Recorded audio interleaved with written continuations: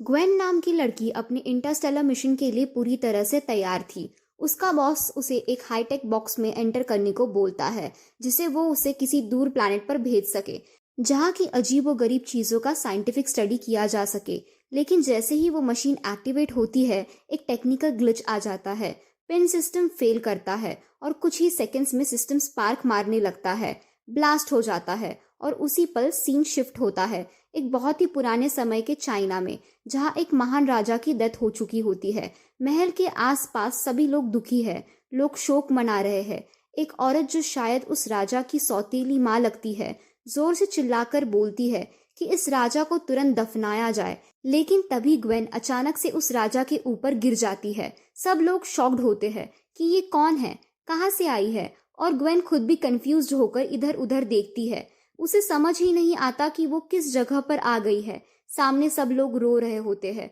सभी औरतें सफेद कपड़ों में होती है और बोलती है कि राजा मर चुका है। लेकिन ग्वेन ये सोचती है कि उस राजा का बॉडी टेम्परेचर तो नॉर्मल था, तो वो मर कैसे सकता है।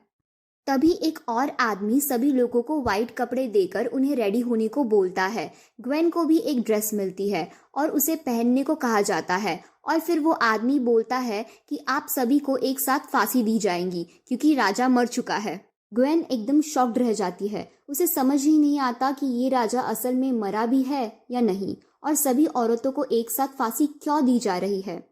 सभी औरतें रोते रोते मन से बिल्कुल ना चाहते हुए भी जैसे तैसे तैयार होती है, ताकि वो अपनी ही जान ले सके, जैसे उन्हें मजबूर किया गया हो, और ग्वेन को भी वही करने के लिए कहा जाता है। तभी वो तुरंत अपना लेजर निकालती है और एक आदमी को जख्मी कर देती है। ये देखते ही सारे लोग उसके पीछे पड़ जाते हैं और उसे पकड़ने की कोशिश करते हैं। लेकिन Gwen full of action mode में होती है। वो एक एक करके सबको घायल करती जा रही होती है और उन सबसे दूर भागती जा रही होती है। इस सब के बीच ही एक शॉकिंग ट्विस्ट आता है, और अब हमें फाइनली पता चलता है कि राजा तो असल में मरा ही नहीं था, बल्कि ये सब कुछ उसके प्लान का हिस्सा था।